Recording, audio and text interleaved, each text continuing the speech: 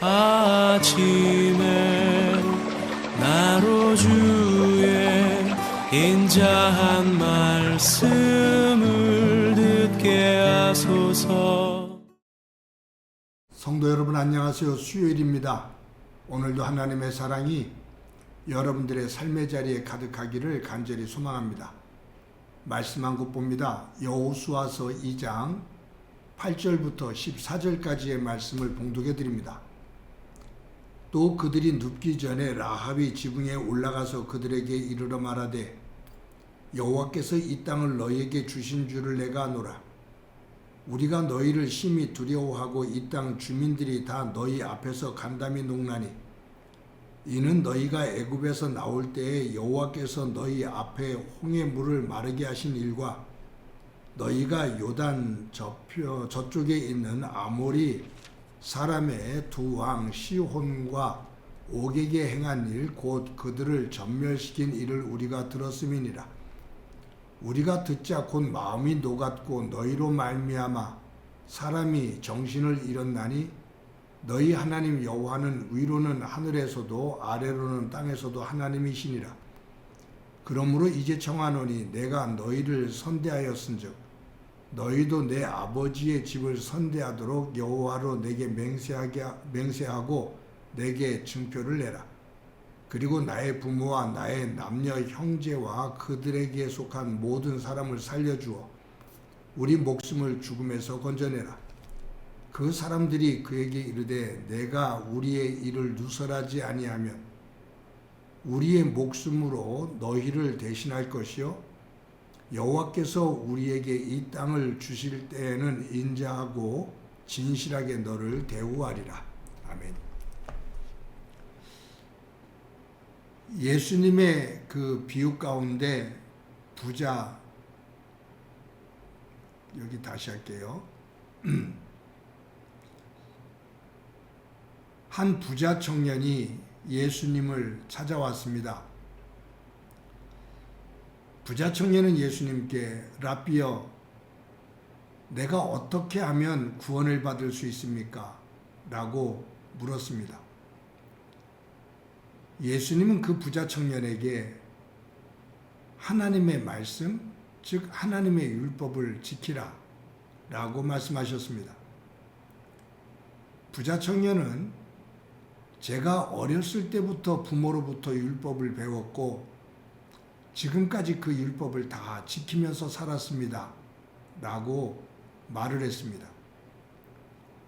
예수님은 그 부자 청년을 향해서 네가 가지고 있는 것을 팔아서 가난한 사람들에게 나눠주고 나를 따르라 라고 말씀하십니다. 예수님의 그 말씀을 들은 부자 청년은 성경에 보면 근심하며 돌아갔다 라고 기록되어 있습니다. 내가 어떻게 하면 구원을 받을 수 있습니까? 구도자의 모습이죠. 구원을 받고자 하는 진리를 추구하는 모습입니다. 하나님의 율법을 지키라. 내가 어렸을 때부터 부모님을 통해서 율법을 배웠고 그 율법을 다 지키면서 살았습니다. 네가 가지고 있는 가난한 재산을 팔아서 가난한 사람들에게 나눠주고 나를 따르라. 여기에서 구도자적인 모습으로 보이는 이 청년이 말하는 건 내가 율법을 다 지켰습니다. 이것이 허상인 거예요. 예수님께서 그 거칠해하는 허세를 떠는 부자 청년의 모습을 본 거죠. 어느 누구도 율법을 다 지킬 수 있는 사람은 한 사람도 없습니다. 율법은 하나님의 절대적인 기준입니다.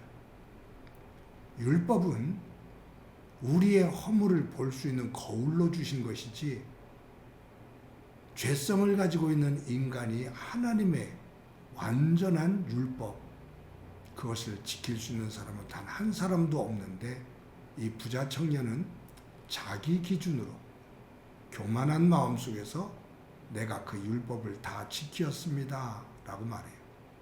예수님께서 네가 가지고 있는 것을 팔아서 가난한 사람들에게 나눠주라 라고 하시는 이 말씀은 이 청년이 율법을 제대로 살지 못한 것을 지적하시는 거죠.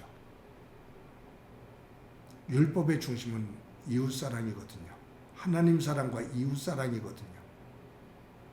그 유대사회 속에서 한 사람이 이처럼 부자로 살 수 있다는 것은 그 로마 제국 속에서 가난한 사람들, 억눌린 사람들을 배려하지 않는 삶을 살았기 때문에 가능한 겁니다. 예수님은 너 말로는 율법을 다 지켰다라고 말하지만 실상은 아니다. 그것이 네 주변에 가난한 사람들이 많은데 네가 이처럼 너만 큰 부를 누리고 있는 것은 가난한 사람들을 돌보라 하신 하나님의 말씀을 지키지 않고 있기 때문이야.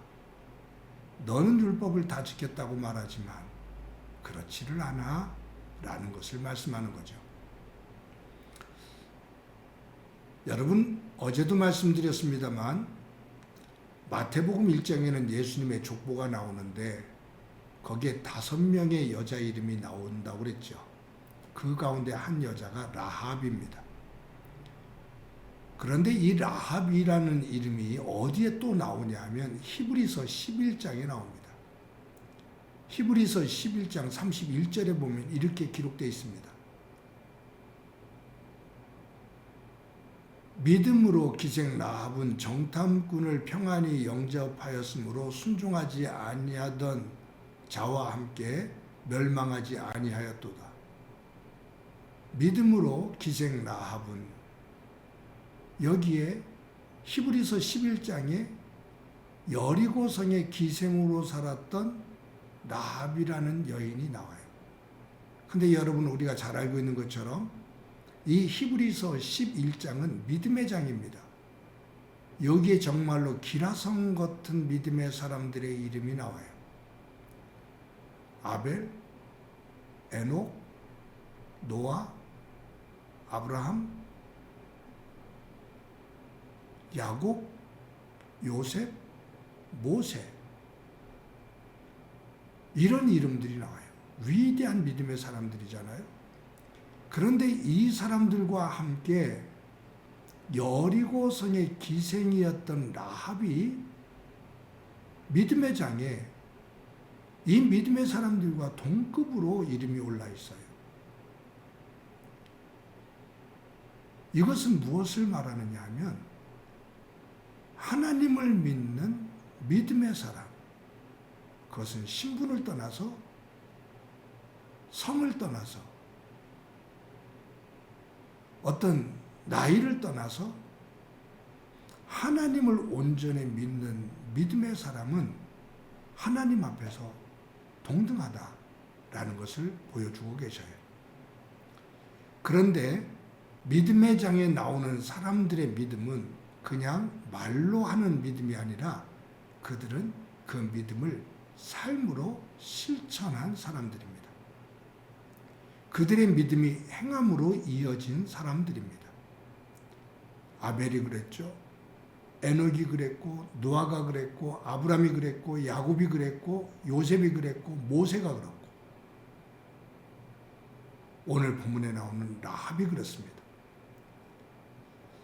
이스라엘 백성들이 여리고를 향해서 오고 있다라는 이야기를 듣고 오늘 본문에 보면 여리고 성에 있는 모든 백성들이 이스라엘 위에 베푸신 하나님의 은혜에 대한 이야기를 듣고 행하신 놀라운 기적을 듣고 간담이 녹아내렸다라고 말합니다. 정신이 혼비해졌다라고 말합니다.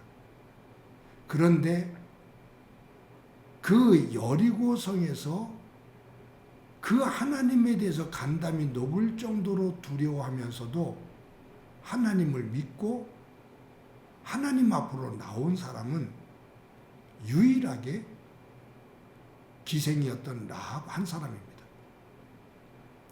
하나님에 대한 이야기를 듣고 그분이 얼마나 위대하시고 얼마나 놀라운 역사를 하셨는지 다 들었고 그것으로 인해 두려워하고 감담이 녹아내릴 정도가 되었는데 그럼에도 불구하고 믿음을 가지고 그 하나님 앞에 나오는 사람이 없었다 그 말이에요. 생명을 걸고 그 하나님 앞에 믿음으로 나온 사람은 라합 한 사람이었다. 그런데 하나님은 이 라합을 통해서 놀랍게 역사하십니다.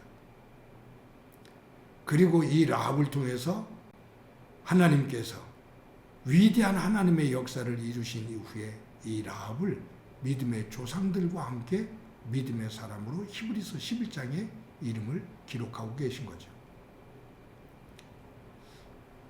저와 여러분의 믿음이 그냥 귀로만 듣고 아는 그러한 믿음이 아니라 내가 듣고 깨닫게 된 그 하나님의 말씀을 내가 믿고 내 삶으로 살아나가는 가운데 그 속에서 역사하시는 하나님의 은혜를 우리의 삶의 곳곳에서 볼 수 있는 은혜가 있기를 소망합니다.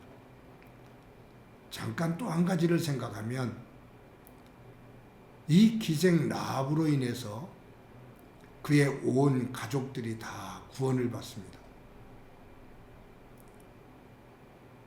라합의 믿음은 그 한 사람에게만 영향력을 끼친 것이 아니라 그의 부모, 그의 형제들에게까지 영향력을 끼치며 온 가족이 그 여리고성이 멸망하는 가운데서 생명을 얻게 되고 구원을 얻게 됩니다. 성도 여러분, 저와 여러분이 하나님을 믿고 하나님의 그 사랑 가운데 받은 그 구원의 기쁨, 그것이 나 한 사람에게만 머무는 것이 아니라 내 가족들, 형제들에게까지 전해지고 그 구원의 통로로 세워지는 온 가족들이 복음화되어지는 그 중심에서는 저와 여러분이 되어지고 그로 말미암아 복되기를 주님의 이름으로 간절히 축원합니다. 한번 기도합니다. 하나님 감사합니다. 오늘도 귀한 날 주신 것 감사합니다. 여리고성의 기생이었던 라합이 히브리서 11장에서 아벨과 에녹과 노아와 아브라함과 야곱과 요셉과 모세, 이 위대한 믿음의 사람들과 함께 이름이 실려지는 것을 봅니다. 그들 모두는 하나님을 믿고 그 믿음을 삶으로 살았던 행함이 있는 믿음의 사람인 것을 저희들 확인하게 되는데, 저희들의 믿음이 귀로만 듣고 마음으로만 품고 있는 믿음이 아니라 삶에서 실천되어지는 믿음이 되도록 은총 베풀어 주옵소서. 그와 같은 믿음으로 말미암아 우리의 온 가족들이 복음화되어지고 구원의 대열에 서는, 반열에 서는 은혜 있게 하옵소서. 오늘도 함께해 주시리라 믿고 예수님의 이름으로 기도드립니다. 아멘.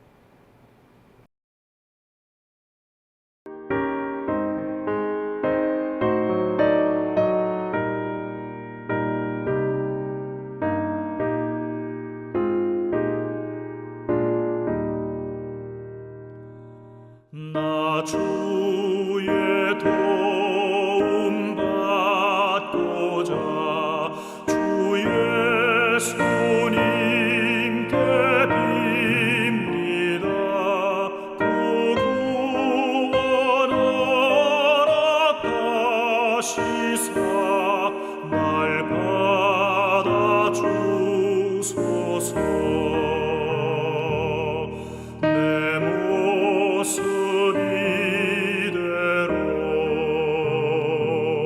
주 받아주소서. 날 위해 돌아가신 주